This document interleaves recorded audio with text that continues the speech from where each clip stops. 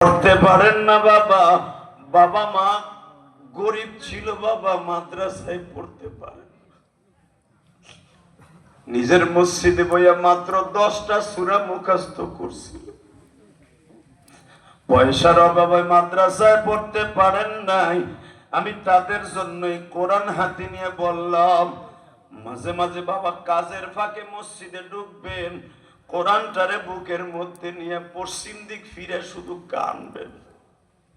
এইভাবে কোরআনটা ধরে বলবেন, কোরআনের মানি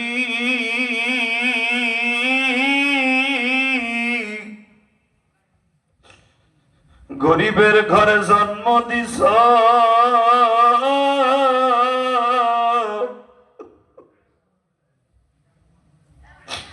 রাখালগিরি করিয়া পরের জমিতে কামলা দিয়া মা বাবা ভাই বোন নিয়ে চলাফেরা করছি, মাদ্রাসা মক্তবে যাইয়া তোমার কোরআন ঠিক মতো পড়তে পারি নাই, এখন এই বৃদ্ধ বয়সে আসিয়া শুনলাম কোরআন ছাড়া কবরে উপায় নাই,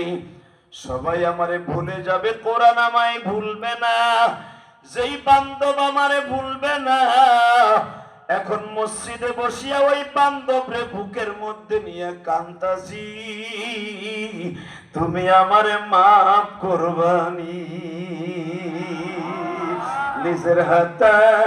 আমায় তুমি মাওলা বানায়া,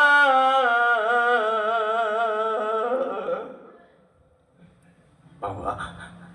আমি কোরআন হাতে নিয়ে বলছি, দেখেন তো এক ফোঁটা চোখে পানি আসে কিনা, এই কোরআনের তাফসিরে বইয়া যদি কারো ওয়াজের মাঠে বইয়া এক ফোঁটা চোখের পানি মাছের মাথার মতো গড়ায় গড়ায় পড়ে, আমার নবী বলেন পানিটা গড়াইয়া পড়ার নাকের আগায় আসার আগেই তার জীবনের গুনাহ মাফ, তার মা বাবার গুনাহ মাফ, সে যাকে টার্গেট করে দোয়া করবে তার গুনাহ মাফ। বাজান